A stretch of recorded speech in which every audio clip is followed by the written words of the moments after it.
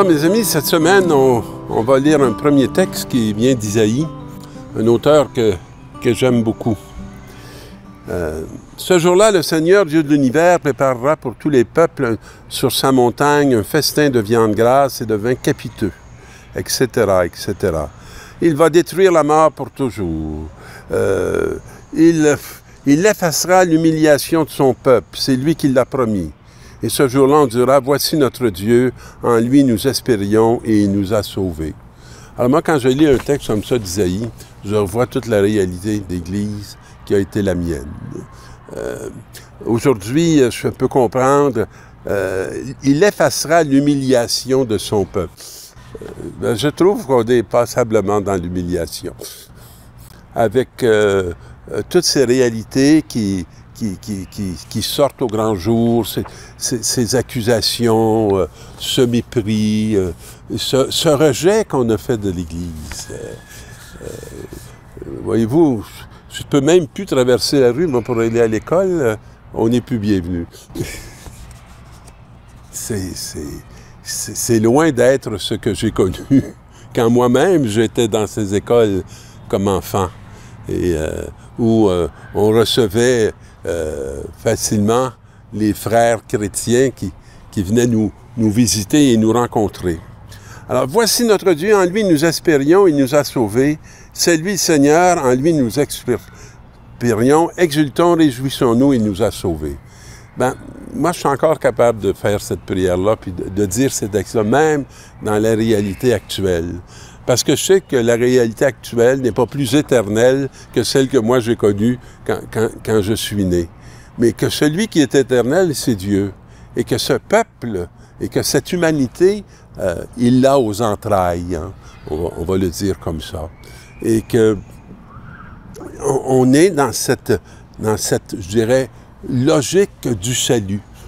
On peut se laisser prendre par le manque de vision de la logique mondaine, mais dans la vision de l'éternel, alors c'est toute une espérance qui peut s'ouvrir. Et là, Paul va nous dire des choses que, dans le fond, on a beaucoup besoin d'apprendre. « Frères, je sévis de peu, je sais aussi avoir tout ce qu'il me faut. » Alors, il excelle autant dans l'un que dans l'autre. Et être rassasié et avoir faim. Alors, il ne semble pas que d'avoir faim va le faire rentrer en révolte. Avoir tout ce qu'il me faut et manquer de tout.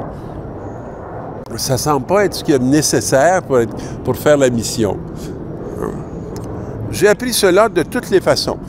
Et tant qu'on connaît l'histoire de Paul, on saisit ce qu'il veut dire. Cependant, vous avez bien fait de m'aider tous ensemble quand j'étais dans le gêne. Alors, il remercie les communautés qui l'ont supporté quand il était en prison, quand il était accusé, quand il était frappé, etc. Et mon Dieu subviendra magnifiquement à tous vos besoins selon sa richesse. Il ne sent même pas obligé de leur remettre parce qu'il sait que ce qu'il leur a remis, c'est la parole de Dieu. Et qu'il les quitte. Et il sait très bien que Dieu ne lui a pas confié le monde, il lui a confié la charge de l'annonce de l'Évangile. Et qu'il le fait en frère pauvre et libre. Gloire à Dieu, notre Père, pour les siècles des siècles. Amen. Gloire à Dieu qui s'occupe de nous et qui ne nous oublie pas. Et dans l'Évangile, on dit que le royaume des cieux est comparable à un roi qui célébrait les noces de son fils.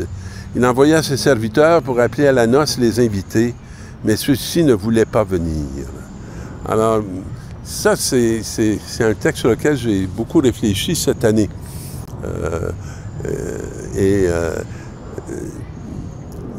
Dans toutes ces préparations qu'on fait de catéchèse, souvent, une des expressions qu'on attend souvent des familles par rapport aux propositions qui sont faites, ou des activités qu'on propose, c'est « je n'ai pas le temps ».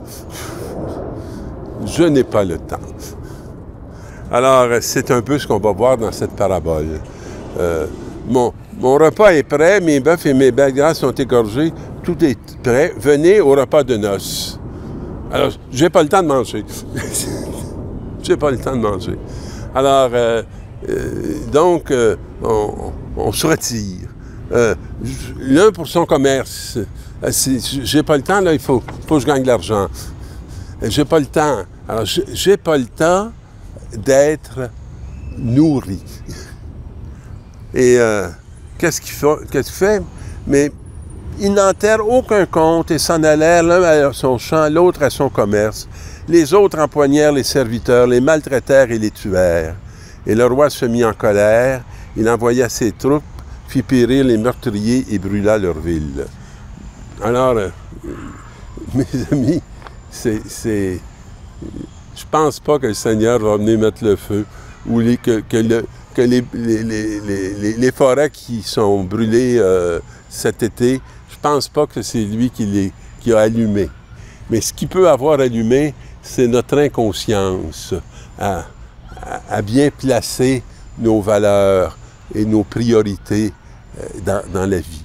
Et une des grandes consolations que nous vivons dans cette paroisse, c'est que l'an dernier, nos familles qui ont suivi la démarche catéchétique pour la première communion de leur enfant, plusieurs nous ont dit, mais nous, on veut continuer. On veut continuer même si c'est fini, parce qu'on a besoin que nos familles soient nourries. On a besoin que nos enfants puissent grandir dans la foi. On a besoin de la communauté pour nous éclairer, pour nous supporter, pour nous soutenir. Hein?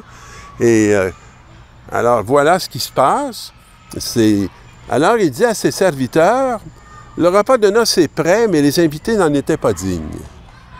Allez donc au croisier de tous les chemins, puis tous ceux que vous rencontrerez, ben, vous les amènerez. Hein? On n'annule pas le banquet. Puis, on ne fait pas congeler la nourriture. Hein? On continue l'invitation. Alors, et là, le roi entra pour voir les convives. Il vit un homme qui ne portait pas le vêtement de noces. Il lui dit, mon ami, comment es-tu entré ici sans avoir le vêtement de noces?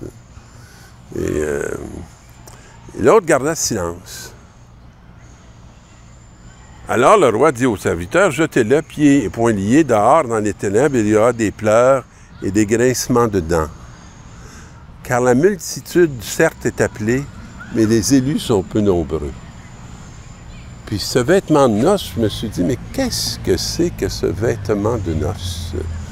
Alors, ce que j'ai vu profiler dans ma conscience, c'est la croix. Puis, c'est le vêtement blanc de notre baptême. Et le grand message de cette parabole, c'est que le banquet est toujours ouvert. Il n'est pas fermé. Malgré les destructions, malgré les transformations, et que la multitude des hommes est appelée et nous n'avons pas le droit de renoncer, même à aller frapper là où il y a eu des non, parce qu'il pourrait y avoir des oui. Alors que la mission soit abondante et confions les résultats, non pas à nos efforts, mais à la grâce de Dieu qui opère avec nos limites et nos vulnérabilités. Alors, bonne mission.